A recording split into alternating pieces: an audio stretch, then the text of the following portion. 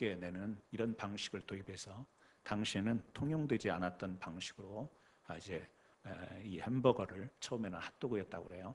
이것을 이제 판매하기 시작을 했습니다. 그런데 1954년에 믹서기 제조기, 그러니까 밀크쉐이크를 만드는 그런 믹서기, 이런 믹서기 세일즈맨이 이들을 만나게 되는 것이죠.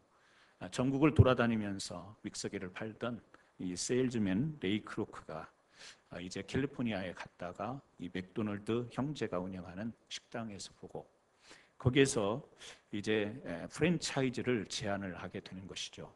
하지만 이 맥도널드 형제는 그것을 원치 않았습니다. 그냥 자기네들이 하던 방식 그대로 그렇게 식당 운영하기를 원했던 것이죠. 계속해서 레이 크로크는 그 방식이 너무나 독특했고 또 이것이 앞으로 전망이 있겠다 싶어서 계속 프랜차이즈 할 것을 이야기를 했지만 결국에 듣지 않습니다. 그러다가 1961년도에 이제 프랜차이즈를 권한을 완전히 레이 크로크에게 270만 불의 모든 것을 넘기게 된 것이죠. 그래서 사실은 시작은 맥도널드 형제가 시작이 됐지만 그 패스트푸드의 방식이라든지 이런 음식을 내는 모든 것을 맥도널드 형제가 만들어냈지만 실제 지금의 이런 맥도널드가 세계화가 된 데는 이 바로 레이 크로크의 안목이 있었기 때문에 이렇게 번성할 수 있었다라는 겁니다. 우리 아이폰 또 아이패드 또 아이맥 잘 알죠? 1979년도, 78년도에 스티브 잡스가 자기의 동료 워즈나이라고 하는 사람과 작은 컴퓨터, 저렴하면서 작은 컴퓨터 개발에 몰두를 합니다. 어떻게 하면 컴퓨터를 잘 만들 수 있을까? 이러다가 우연하게 1979년이죠. 1년이 지나서 이 제록스라고 하는 이 회사의 이 그래픽 사용자 인터페이스를 보게 되는 것이죠. 거기에서 이 스티브 잡스의 머릿속에 번쩍이는 것이 있었습니다. 자기네들이 지금 상당히 많이 개발해 놨던 그 컴퓨터의 인터페이스를 접목을 하면 굉장히 좋은 것이 되겠다. 그래서 거기에서 그것을 이제 제록스에 이미 기존에 있던 그것을 사용을 해서 접목을 했어요. 그래서 지금은요, 이 컴퓨터 그래픽에 이 아이맥을 따라올 그 당시에 이제 우리 맥킨토시라고 그랬지 않습니까? 맥킨토시. 지금은 컴퓨터의 최고의 자리를 계속해서 유지하고 있습니다. 통찰이라고 하는 것이 우리가 살아가면서 또 기업에서 또 일반적인 모든 곳에서 이 통찰이라고 하는 것은 우리를 더 나은 세계로 인도하는 것이라고 하는 것입니다. 통찰이라고 하는 것, 또 통찰력이라고 하는 것, 사전적인 의미를 보면 예리한 관찰력으로 사물을 꿰뚫어 봄, 이렇게 정의가 되어 있습니다. 예리한 관찰력으로 사물을 꿰뚫어 본다. 그러니까 뭐를 새롭게 창조하는 것은 아니에요. 기존에 있는 것인데 그것을 깊게 보고 넓게 봄으로 인하여서 거기에서 더 나은 상태로 선도할 수 있는 힘, 이것이 통찰력이라고 하는 것이죠. 그러니까 우리가 쉽게 이야기하면 좀 넓게 봐라, 좀 깊게 봐라, 이런 이야기를 많이 하지 않습니까? 세상을 바라볼 때도 넓게 보고 깊게 봐라. 뭐냐면 그것이 바로 통찰, 그 바라보는 것을 통하여서 그 속에 담겨있는 본질들을 찾아내고 그 본질들을 개발시킬 수 있는 이런 시야를 가져라. 이게 통찰이죠.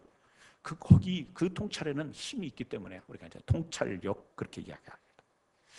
우리가 교회에서 성경 공부를 할 때도 그렇고요. 이 성경을 대하는 우리들의 자세, 또 성경을 어떻게 봐야 될까? 어떻게 보면 신학 용어는 아니지만 신학적인 영적인 입장에서 우리에게 통찰력을 주는 세 가지 요소가 있죠. 여러분이 이미 다 공부를 하셨습니다. 첫째는 관찰이라고 하는 거죠.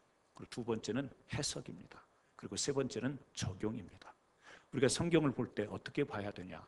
관찰적인 입장으로 두루두루 봐야 됩니다. 하지만 그 말씀을 글자로 읽는 것에 그쳐서는 안 되고 그 말씀에 담겨있는 의미와 의도를 깊게 파고드는 이 해석이 반드시 따라야 되고, 이 말씀이라고 하는 것은 우리가 읽고 관찰하고 해석하는 것으로 이런 뜻이구나, 이런 말씀이구나, 여기에 그치는 것이 아니라 그 말씀대로 어떻게 우리가 실천으로 행동으로 옮기면서 살아가야 될 것이냐. 여기까지 연결될 때 그것이 성경을 바라보는 자세이고 그것이 신앙생활하는 우리들의 자세라고 하는 것입니다. 그래서 어떻게 보면 우리는 이미 너무 익숙한 단어인데요. 이 통찰이라고 하는 것은 뭐냐? 저는 그렇게 생각합니다. 성경을 대하는 자세, 말씀을 대하는 자세. 오늘 시편 119편에 보면요. 이 말씀이라는 것이 우리에게 통찰을 준다라고 하는 겁니다. 여기 99절에 98절에 보면요. 주의 계명들이 말씀이에요. 이 말씀들이 나와 함께 함으로 그것들이 나를 원수보다 어떻게 해요? 지혜롭게 한다. 말씀이 지혜롭게 한다는 99절에 보면요. 주의 증거들 말씀이에요. 이 말씀이 나의 명철함이 나의 모든 스승보다 나으며 앞에서는요. 그 하나님께서 주신 말씀들로 인하여 원수보다 더 지혜롭게 하는 것이고 99절에 보게 되면 이 말씀이 주는 명철함이 스승보다 낫고 100절에 보게 되면요. 100절에 보면 주의 법도들을 지킴으로 나의 명철함이 노인보다 나으니라. 비교를 했어요. 비교를 했는데 다 어떻게 이야기하냐면 낫다라는 거예요. 더 나아. 상태가 수준이 높아. 뭐가요? 하나님의 말씀이 주시는 그 지혜, 하나님의 말씀이 주는 명철함. 그래서 이 명철함이라고 하는 단어가 영어 성경에 보면 인사이트로 나와 있을 거예요. 그리고 또 그 99절에 보면 인사이트, 100절에 보면 언더스탠딩으로 나와요. 그러니까 지혜, 명철함 이것이 사실은 통찰력이라고 하는 거예요. 하나님의 말씀을 통하여 하나님이 우리에게 통찰력을 주실 때, 통찰할 수 있는 힘을 주셨을 때 우리는 더 나은 것을 바라보고 더 나은 것을 추구할 수 있고 더 나은 자리에 나갈 수 있다. 그래서요, 아까 맥도날드 이야기하고 또 스티브 잡스 이야기를 했습니다만 그들은 기업이에요. 그런데 그들은 그 통찰을 통해서 세상을 바라보는 또 사물을 바라보는 그 통찰을 통해서 더 나은 기업, 더 나은 비즈니스를 하게 된 것이죠. 우리는 기업의 이야기를 하려고 하는 것은 영적인 것이죠. 미래라고 하는 것은 사실은 앞으로 있는 일인데요. 이 미래라고 하는 것이 불확실하면 굉장히 불안한 겁니다. 이 불확실하다라는 것은 우리에게 불안을 가져다 줍니다. 그러나 그 미래를 우리는 대비하고 미래를 향해서 나가야 하는 존재이기 때문에 두려움 앞에 짓눌려서 꼼짝도 못하는 그런 상태로 살아가는 것은 우리의 바른 삶의 자세가 아닌 거죠. 특별히 우리 교회가 미래를 향해 나가는 교회가 되기 위해서는요. 하나님이 주시는 말씀들, 계시들, 하나님이 우리에게 전해주시는 것들을 통하여 우리가 통찰력을 가지고 그것을 바라보며 두려움이 아니라 불안이 아니라 이 소망과 확신을 가지고 나아갈 수 있는, 그래야 우리가 더 나은 자리로, 그래야 더 나은 사역을, 더 나은 하나님의 뜻을 펼칠 수 있는 그런 교회로 나갈 수 있기 때문에 우리에게 통찰이라고 하는 것은 너무 소중한 것이다 라고 하는 것입니다. 하나님이 우리에게 말씀을 통하여 인사이트를 주십니다. 영감을 주십니다. 볼 수 있는 눈을 주십니다.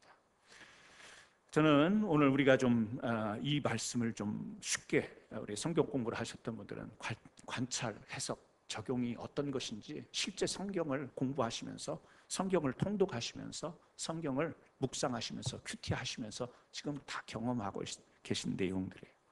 그럼에도 불구하고 다시 한번 우리가 이 관찰, 특별히 이 관찰이라고 하는 것은 넓게 보는 통찰력입니다. 넓게 보는 거죠. 우리가 넓게 볼 수 있을 것 같지만 사실은 굉장히 우물 안에 개구리 격으로 굉장히 좁은 시야를 가지고 살아갈 때가 많이 있습니다. 하나님은 아브라함을 불러서 이제 이스라엘 민족을 형성할 때요, 하늘을 보여주셨죠. 별을 보여주십니다. 바다의 오리알을 보여주십니다. 물론 아브라함이 평소 때 안 본 것은 아니겠죠. 하늘을 보며 땅을 보며 모래를 보면서 살았겠죠. 하나님께서 그것을 보여줘요. 상징적이지만 하나님은 넓은 것을 보여주기를 원하는 거예요. 아브라함이 자기에게 주어진 삶, 그 고향 땅에서 평범한 한 사람으로 살아가는 그런 삶에서 이제는 더 넓은 세계를 보여주시는 겁니다. 그 넓은 세계를 보여주시는 것은 뭐냐면, 네가 이런 삶을 살 수 있지만 내가 바라는 내 뜻을 이 세상 가운데서 펼칠 수 있는 인물로 너를 세우며 너를 그런 선도자로 세우겠다라고 하는 하나님의 계획이시지 않습니까? 그래서 보여주는 거예요. 아브라함으로 하여금 믿음의 조상이 되게 할 때 그냥 그 자리에서 그냥 자기의 평범한 삶, 여기서 국한된, 바라보고 느끼고 경험하는 그 세계 속에서 하나님은 키우신 게 아니에요. 보여주셨어요. 넓은 것을 보여주셨습니다. 광활한 것을 보여주신 거예요. 여러분, 우리에게 이런 통찰이 필요합니다. 넓게 볼 수 있는. 우리는 굉장히 많은 것을 본다고 하지만 우리가 많은 것을 보지 못합니다. 또 점점 보는 것만 보게 돼 있고요, 보고 싶은 것만 보려고 하는 성향이 우리 사람들에게 있습니다. 그래서 내가 많이 본 것 같아요. 왜 이렇게 세상이 복잡하고 어지럽고, 그렇게 말하는 것 속에는 세상이 너무 복잡하다는 건 내가 많이 봤다라는 것처럼 이야기를 하는데 그렇지 않아요. 겨우 그 안에 있으면서도 그 복잡한 것을 많이 본 것처럼 착각하는 경우가 있습니다. 정치도 그렇고 경제도 그렇고 문화도 그렇습니다. 좀 다양하게 볼 수 있을 때 우리는 더 나은 자리로 나갈 수 있는 거예요. 사실 정치 이야기를 하려고 하는 것은 아니고요, 우리 한국 사회가 너무 모든 것이 정치 프레임으로 가는 것 같아서 굉장히 안타까워요. 어제 트럼프 대통령이 한국을 방문해서 DMZ 방문하는 것, 아마 생중계로 보신 분들은, 보신 분 계시나요? 생중계 보신 분들 2시, 3시까지 앉으셨다는 거예요. 주무시지 않았다는 거예요. 2시, 3시까지 생중계를 봤다는 것은 아마 2시 반, 3시까지 안 주무셨어요. 제가 생중계를 봤거든요. 몇 시에 잤는지 안 알겠죠. 한국 사회, 우리 이제 북한, 남한 이런 문제도 있고요. 여러 가지 많은, 어제 트럼프 대통령이 몇 차례 이야기하는 것 속에 그 이야기의 표면만 들어서는 우리가 좁은 생각을 할 수 있지만, 그 트럼프 대통령의 그 말 속에 보면요, 스펙트럼이 너무 넓어요. 굉장히 많습니다. 그것을 이야기하려고 하는 것은 아니고요. 우리가 한국 사회만 보더라도 이 많은 것들이요, 이 정치 프레임에 이렇게 가려고 합니다. 그래서 우리나라 건국을 1919년으로 보냐, 1948년으로 보냐, 이런 논란도 있잖아요. 저는 그것을 어느 쪽이다라고 하는 것을 이야기하기보다는 그 건국 세력이라고 하는 건국에 공헌한 사람들이 있습니다. 그리고 우리 한국 사회가 이제 일제강점기를 지나서 건국을 하고 그다음에 산업화 사회를 이룬 산업화 시대, 그리고 나서 좀 크게 건너뛰면 민주화. 그런데요, 가만히 보면 그 건국의 때에 그 앞장섰고 애썼고 공헌했던 사람들은 그때 주장만 합니다. 산업화를 이루었던 그 산업화의 역군들은요, 그 시절에 그 중점을 가지고 항상 이야기를 하고요. 또 민주화에 앞장섰던 사람들은 그런 전에 건국이나 또 산업화를 이뤘던 그런 것들은 보이지 않고 막 민주화에 거기에 얽매여 가지고요, 그 기준만 가지고 이야기해요. 그러니까 사회 통합이라는 것이 좋은 용어인데 쉽지가 않습니다. 그래서 한국은 너무 정치적인 어떤 프레임에 갇혔어요. 진보 보수 지금 모든 게요. 그래서 한국의 유명한 큰 교회 목사님이, 또 그 교회 부목사가 설교했는데, 그게요, 그런 것들이 어떤 우리 신앙적인 의도, 그렇게 메시지를 전한 그 내막, 의도, 이런 것을 따지기보다는 그 말 자체를 가지고, 그걸 가지고 정치로 연결을 해서 막 공격하고 비난하고 막 이렇게 돼가버려요. 그러니까 심지어는 교회에서 메시지조차도 이 정치 논리에 막 갇히고요, 거기에 끌려가고 막 이렇게 돼버리는 그런 한국 사회가 너무 안타까워요. 사실은 우리가 이 건국, 또 산업화, 민주화를 이룬 모든, 그게 다 우리나라 국민들이 함께 이루었던 거 아닙니까? 그러면 앞으로를 향해서 나갈 때 그런 통합적인, 왜요? 세상은 모르겠습니다. 우리 신학적으로는 그건 아니지만 철학에서 변증학을 이야기합니다. 정과 반이 만나서 합을 이루는, 적어도 세상에서 우리 신앙을 제외시키더라도 그런 원리가 맞다라고 한다면, 사회 통합을 이루려고 하면 내가 주장하는 것도 있고 내가 또 비평을 받는 것도 있습니다. 이런 것들이 함께 어우러져서 함께 나가야 되는 거예요. 그러니까 우리 한국이 얼마나 뛰어난 민족이고 얼마나 뛰어난 사람들이에요. 그런데 안타까운 것은 이 통합의 사고와 통합의 적용을 잘 못하기 때문에. 그래서 우리나라가 뭐 만드는 기술은 기가 막히지 않습니까? 굉장히 잘 만듭니다. 그래서 뭐 텔레비전, 냉장고, 세탁기 얼마나 잘 만드는지 몰라요. 여러분 베스트바이 가면 메인 그 자리에 가장 가운데 있는 상품들이 우리나라 제품들 아니에요. 저희 집에 LG 세탁기가 있는데요. 최고예요, 최고. 김용문 집사님, LG 최고. 물론 세탁기하고는 상관이 없는 파트이긴 하죠. 왜냐하면 여기 삼성 직원이 없기 때문에 LG가 최고예요. 너무 잘 만들어요. 너무 잘 만들어요. 자동차 옛날에 안 좋았지만 많이 좋아지고 있잖아요. 좋아지고 나아지고 막 그럽니다.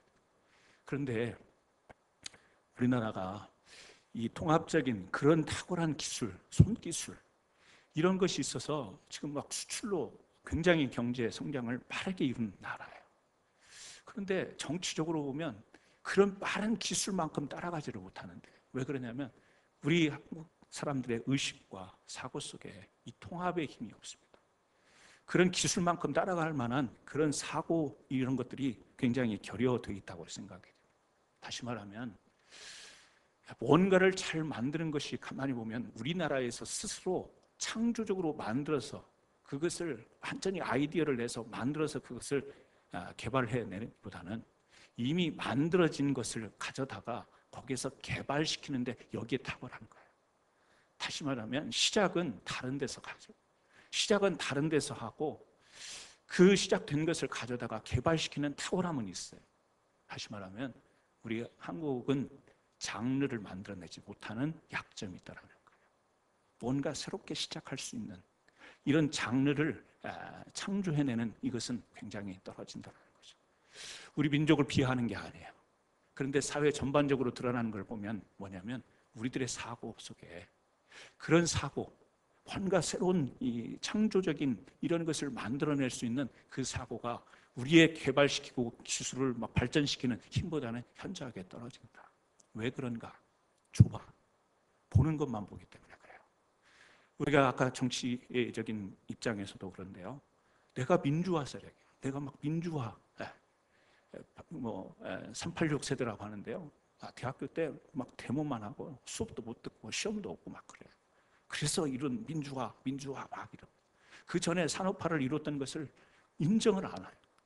그것을 굉장히 값어치 없게. 그리고 그 이전에 있었던 것도요. 막 역사적인 것들을 부인하면서 자기네들만. 그러니까 우리가 넓은 것을 보면서 통합적으로 보면서 거기에 있었던 과가 무엇인지 거기에 있었던 잘했던 것이 무엇인지 우리가 비평이라고 하죠. 비판이 아니고 평가를 해가면서 나은 것을 습득하고 개발시키고 나아갈 수 있는 그래서 종합적인 이 분석하고 이런 판단할 수 있는 이런 사고가 우리 한국 사회 의식 가운데 있으면 우리나라 사람들 굉장히 똑똑하지 않습니다. 뭔가 새로운 것들을 장르를 창조해낼 거예요. 그리고 발전시키는 것은 이미 우리의 경험 속에 이루어왔던 것이기 때문에 그런데 굉장히 좁습니다. 그래서 한국 보세요. 제가 집에 촛불을 켜면 촛불 세력 같고요. 태극기 뭐 옆에 있으면은 태극기 세력 같고요. 집에다가 촛불도 못 켜고 태극기도 잘못 보여요. 그런 프레임이 아니잖아요. 우리가 진보, 보수 굳이 나눈다고 하더라도 진보의 장점이 있고 단점이 있는 거고요. 보수의 장점이 있고 다른 점이 있습니다. 그런 것들을 보완하고 협력하고 화합하고 만들어낼 수 있는 이 통합적인 그런 의식적인 그런 바라봄이 있을 때 우리 한국 사회가 어떻게 해요? 선진국이라고 지금 대열에 올라가기는 했지만 세계 12위 뭐 여러 가지 수치로 인하여서 이 등수를 매기기는 하지만 아직까지 우리가 세계를 선도해 갈 수 있는 그런 위치는 아닌 것 같아요. 물질적인 경제적인 것만 올라간다고 해서 선도하는 게 아닙니다. 사상, 이데올로기, 우리 정신, 문화 이런 모든 것들이 종합으로 어우러져서 이끌어갈 수 있는 선도되기 위해서는요. 우리가 너무 바라보는 것만, 내가 바라보고 싶은 것만, 내가 주장하는 것만 갇혀 있으면 안 된다는 거예요. 자, 영적 세계도 마찬가지입니다. 하나님의 말씀도요. 창세기부터 요한계시록까지 이 말씀을 보면 이 안에 정치가 담겨 있습니다. 이 안에 경제가 담겨 있어요. 이 성경 안에 문화가 담겨 있습니다. 이 성경 안에 윤리가 담겨 있고요. 이 성경 안에 관계가 담겨 있어요. 사람과의 관계도 담겨 있어요. 이 성경 안에 가정이 담겨 있습니다. 우리가 이 말씀들을 넓게 봐야 돼요. 보면서 내가 국한되어 있는 하나만 보고, 내가 보고 싶은 하나만 보고 그것을 전체로 생각하는 오류를 우리는 벗어나야 되는 것이죠. 자, 말씀은요, 우리를 세계로 이끌어요. 하나님의 말씀은 우리를 선도자로 이끄십니다. 구약의 개개인들을 부르셔서 그들을 지도자로 세우듯이 오늘날 우리를 하나님의 전체적인 말씀을 통해서 우리를 이 세상 가운데 선도자적인 그런 위치에 하나님은 세우고 싶은 거예요. 어떻게 해요? 이 어두워져가는 세상 가운데 빛의 사자들로 하나님이 이 세상을 영적으로 신실하게 신령하게 우리를 세워서 이끌어 가기를 원하시는 겁니다. 그래서 우리의 시야가 넓은 통찰력, 시야가 넓은 그런 사람들로 우리 자신들을 계속해서 개발해 나가야 된다는 것이죠. 여러분, 이스라엘 백성들 이 애굽 땅에 있었지만 가나안 땅을 보여주면서, 물론 정탐꾼들 의도했든지 의도하지 않았든지 하나님이 보여주십니다. 야곱도 사닥다리를 통해서 하늘을 보여주십니다. 바울도 유럽과 아시아라고 하는 자기의 진로를 결정하지 못하지만 하나님이 세계를 보여주시면서 그들로 하여금 이 복음의 증거자, 하나님의 백성됨을 증거토록 하셨습니다. 그래서요, 우리 교회와 우리 성도들이 앞으로 미래를 열어가기 위해서는 우리의 넓은 이 통찰력이 필요한데, 교회 안에 갇혀 있지 말고 세상의 흐름을 볼 줄 알아야 됩니다. 성경을 보면서 마지막 때는 세상이 이렇게 될 것이다, 굉장히 부정적으로 써 있습니다. 말세는 이런 현상들이 있을 것이다. 그래서 잘못된 우리들의 이 성경 바라보는 시각은 뭐냐면, 그렇기 때문에 세상과 단절해야 된다. 세상과 단절은 결국에 우리의 죽음을 이야기합니다. 그렇지 않습니다. 부정적으로 쓰여 있습니다. 마지막 때에 이 세상이 이렇게 돌아갈 것이다. 그 말은 세상을 바라보지 말아라, 그 말이 아니에요. 그럴수록 세상의 흐름을, 세상의 풍조를 우리는 잘 봐야 됩니다. 잘 관찰해야 됩니다. 보고서 우리의 부르심의 자리가 어떤 것일지를 더 분명하게 하고, 그 세상의 흐름 가운데 우리의 서야 될 자리, 우리의 서야 될 영향력, 이것을 분명히 해야 되는 거죠. 그래서 교회는요, 세상의 흐름을 봐야 돼요. 교회는요, 사람들의 흐름을 봐야 돼요. 교회는요, 세상의 유행을 봐야 돼요. 이것을 세속화로 보는 굉장히 답답한 사람들이 있습니다. 세속화는 그런 게 세상의 흐름을 보는 것을 세속화라고 이야기하는 것은 정말 무지한 이야기입니다. 그러므로 오늘 세상의 흐름이 어떤지를 봐야 돼요. 그 세상 속에 서 있는 교회들의 흐름이 어떤 건지 봐야 돼요. 요즘에 이 교인들이 어떤 성향으로 신앙생활을 하는지, 특히 목회자들은 그것을 유심히 보지만 교회 리더들, 특히 우리 목자, 부목자님들은요, 그런 부분에 대해서도 이 목회자와 같은 시각으로 민감하게, 작은 소그룹이지만 그들을 영적으로 인도하기 위해서는요, 이끌어가기 위해서는 그런 흐름들을 잘 알아야 돼요. 오늘날 사람들이 무엇을 좋아하고, 오늘 무엇을 싫어하고, 무엇을 생각에 두고, 무엇을 마음에 담고 있는가, 이것 다 무시하고 오직 하나님의 말씀입니다. 이것은, 그 믿음은 좋은 것 같지만 믿음의 자리에서 하나님 앞에 선도적인 자리에 서기는 어렵다.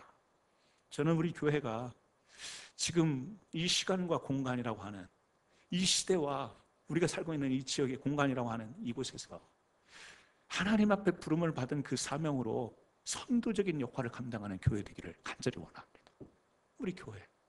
우리 교회가 세상에 그런 본을 보여주고, 세상에서 우리 교회를 보면서 믿음이라는 건 저런 거야, 신앙이라는 건 저런 거야, 하나님을 믿는 거는 저런 거야, 하나님의 은혜는 저런 거야를 배울 수 있는 그런 교회로 우리가 선도적인 자리에 설 수 있기를 간절히 소원합니다. 그러려면 우리 성도들의 이 세상을 바라보고 세상적인 통찰력, 그 이전에 영적인 통찰력, 이것에 대해서 우리가 더 관심을 가지고 또 그런 의지적인 노력을 통해서 우리의 시야를 넓혀야 된다고 생각합니다. 시편 119편 99절에도요, 비교의 대상이 스승이에요. 선생님입니다. 또 100절에 보면 비교의 대상이 노인입니다. 스승은 지식이에요. 여기 나오는 100절에 나오는 노인은 경험이에요. 그러니까 우리의 말씀을 통하여서 말씀이 주시는 이 통찰력은 지식을 넘어서는 겁니다. 말씀이 주시는 이 통찰력은 경험을 뛰어넘는 거예요. 그러니까 우리가 사람으로 볼 여기 스승과 또 노인을 사람으로 보는 게 아니고요. 우리의 지식 그리고 우리의 경험 이것을 뛰어넘는 통찰력 이것이 어디로부터 와요? 하나님의 말씀으로부터 온다.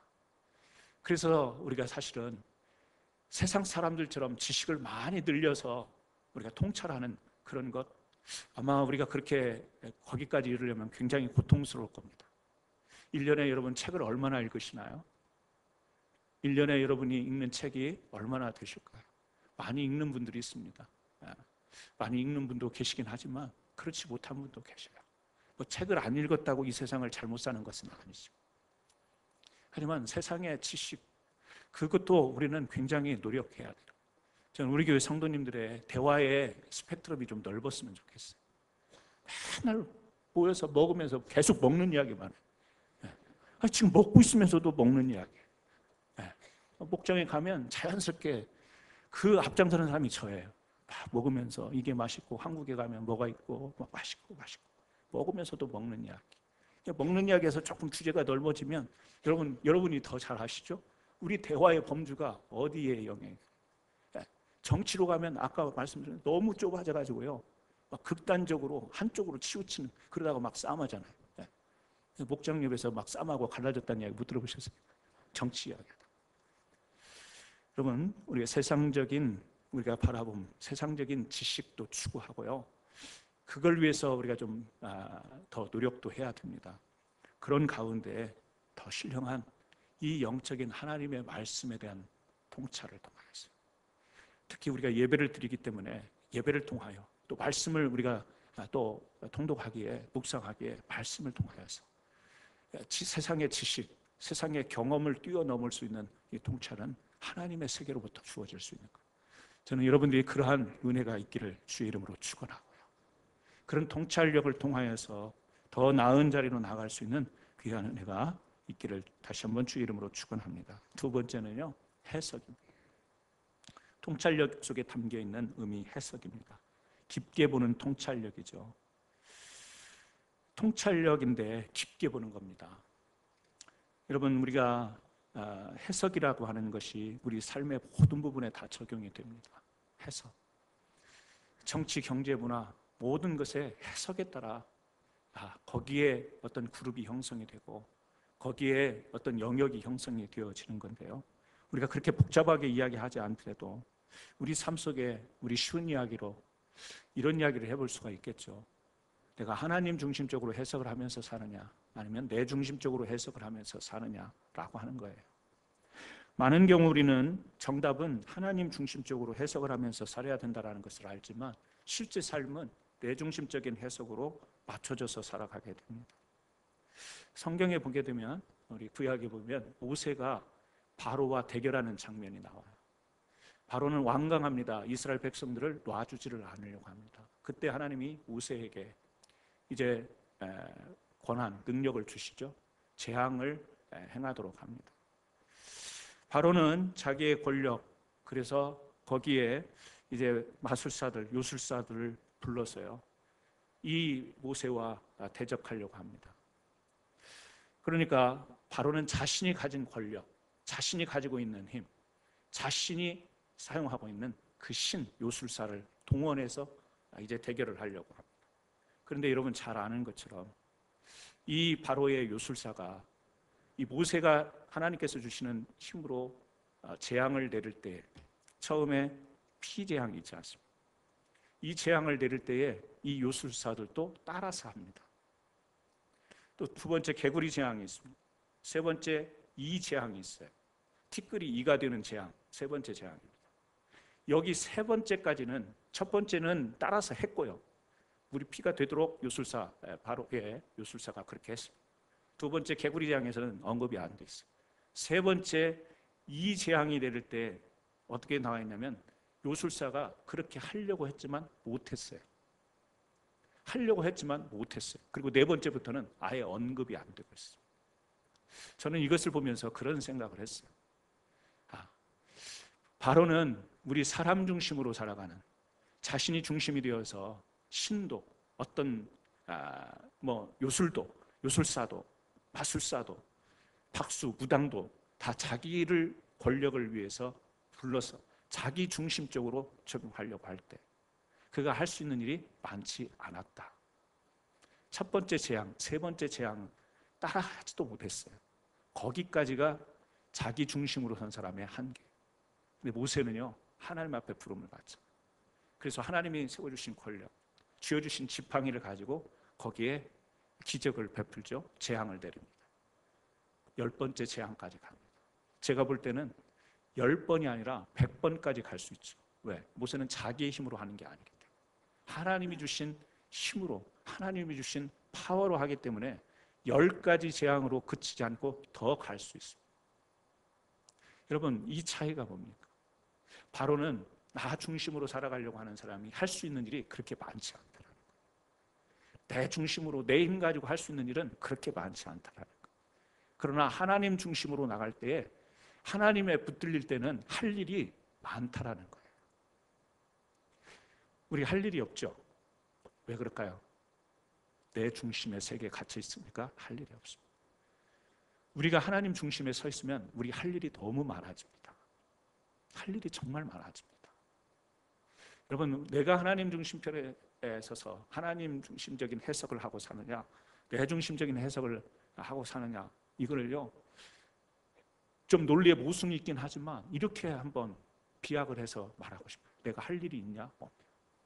내가 할 일이, 바로의 요술사가 왔지만 물이 피되게 하고 그 다음부터는 힘을 못 써요. 그게 다예요. 그게 요술사가 할 수 있었던 거예요.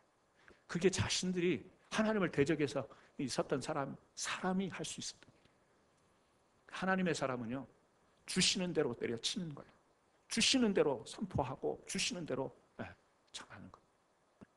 재앙, 기적이었어요. 여러분, 우리가 좀 우리의 통찰력을 가지고 우리의 삶, 그리고 나 자신을 깊게 통찰해 볼 필요가 있습니다. 교회, 신앙생활, 믿음 생활하는데 할 일이 없어요. 뭐죠? 내가 하나님 해석적인, 하나님 중심적인 해석으로 살고 있지 않다는 반성. 할 일이 많다. 물론 불필요하게 할 일 많은 사람도 있어요. 우리 그런 말 하죠. 쓸데없이 바쁜 사람이 있어요. 그런 비본질적인 것을 이야기하는 것은 아니고요. 하나님 중심적으로 하나님 해석을 하다 보면요, 하나님이 주시는 것들이 있다고요. 인사이트, 영감, 감동, 감화, 그 속에서 내가 나를 일으켜 세워요. 내가 하지 않으면 안 되고, 하나님 나를 세우소서, 나를 부르소서, 나를 보내소서, 내 입술을 주장하옵소서. 할 일이 많아진 거예요. 그러므로 오늘 우리 교회가 이제 미래를 열면서 더 이 더 다양화된 이 세계 속에서 무엇이 진리인지를 분별하지 못하는 이런 시대 가운데 우리가 어떤 기준을 가지고 어디에 방향을 두고 가야 될지, 사실은 여러분들이 해석하기에 나갑니다. 말씀을 해석하듯 여러분 자신을 해석해야 됩니다. 여러분 삶을 해석해야 됩니다. 여러분의 시간을, 여러분의 삶의 자리를 해석할 수 있어요. 하나님께서 그런 사람들을 통하여서 놀라운 은혜 주실 줄 믿습니다. 통찰이라고 하는 말의 히브리어는 비나, 우리 비나이다 비나이다 그러잖아요. 통찰이라는 말의 히브리어는요, 비나라는 말. 비나라는 말, 이 말은 쉬운 말입니다. 어떤 말이냐면 하나님이 주시는 선물, 이런 뜻을 가지고 있어요. 기프트, 우리 은혜라고 그러잖아요. 근데 통찰이라고 하는 단어도요, 이게 비나라고 하는 이 히브리어가 선물이라는 이런 의미를 가지고 있다는 거예요. 단어는 틀리지만 의미는 같아요. 여러분, 하나님이 우리에게 볼 수 있는 이 통찰을 이 선물로 주시는 거예요. 그래서 그 받은 우리는 그것을 통하여서 하나님을 볼 수 있고요, 하나님이 주신 세계를 바라볼 수 있고요, 내가 서야 될 자리가 보일 수 있는 거예요. 저는 오늘 여러분들이 하나님의 선물로 다 깊은 통찰력이 있기를 주의 이름으로 축원합니다. 세 번째, 우리의 통찰력 속에 담겨 있는 의미는 적용입니다. 적용. 행동하는 통찰력이죠. 행동하는 통찰력. 저는 패션을 잘 모릅니다. 하지만 유명한 사람 이름은 압니다. 프랑스의 패션의 대가 누구죠? 디오르와 샤넬. 향수만 알고 있는 분도 계시죠? 패션 디자이너. 삶의 배경이 그들의 삶 속에서 어떤 그 결과를 생산해내는가, 그것을 엿볼 수 있는 그런 겁니다. 저는 잘 모릅니다. 하지만 그냥 읽었던 책을 통해서 알 수 있었던 것. 2차 세계대전이 끝나고 나서 이 여자들의 그 욕구가 있죠. 아름다움을 추구하는 욕구. 거기에 잘 맞아떨어진 사람이 디오르라고 합니다. 프랑스의 그 2차 세계대전 이후에 여자들의 옷을 디자인하면서 이 허리를 탁 조이면서 또 롱드레스인 거죠. 발끝까지. 그래서 여성의 몸매의 자태가 착 드러나는, 여성의 아름다움을 드러내는 그런 옷을 디자인한 것이 디오르이고요. 반면에 샤넬은 남편이 독일 사람이어서 프랑스에 15년 동안 가지 못하고 미국에 있다가 아주 늦게 다시 이제 가서 패션 발표회를 하는데, 그때 이 샤넬이 발표했는데 그 쇼가요 아주 흥행을 잃어버렸는데, 왜 그러냐면 너무 실용적인 디자인인 거예요. 그러니까 디오르는 아주 아름다운 그런 우아한 그런 옷을 디자인한 반면에 샤넬은 이 심플하면서 간단하면서 활동하기 좋은 이런 디자인을, 그래서 양대 산맥인데요. 그래서 완전히 샤넬이 그 게임이 안 되듯이 그런 평가를 받았는데 1년, 2년 지나면서 미국을 중심으로 해서 결국에는 유럽까지, 결국에는 샤넬 스타일의 디자인이 흥행을 이루게 됐다는, 유행을, 디오르를 누르고. 왜 그러냐면 전쟁 후에 살기 힘들잖아요. 그러니까 여성들의 마음속에 아름다움을 추구하고 싶은 욕구는 있어요. 하지만 현실은 그렇지 못한 거예요. 그러니까 활동하기 편리한 그런 디자인의 옷을 여성들이 더 선호하게 됐다는 거예요. 당장 그 전쟁의 그 피폐 속에서 벗어났을 때는 그동안에 그렇지 못했던 우아함을 표현하고 싶고 이랬었지만 시간이 가면서 현실적으로 먹고 살아야 되니까. 그래서 이 디오르와 이 샤넬의, 그런데 그 배경 속에 디오르는요, 그 아버지가 비료 공장, 비료 사업을 했던 아주 부잣집 딸이었다.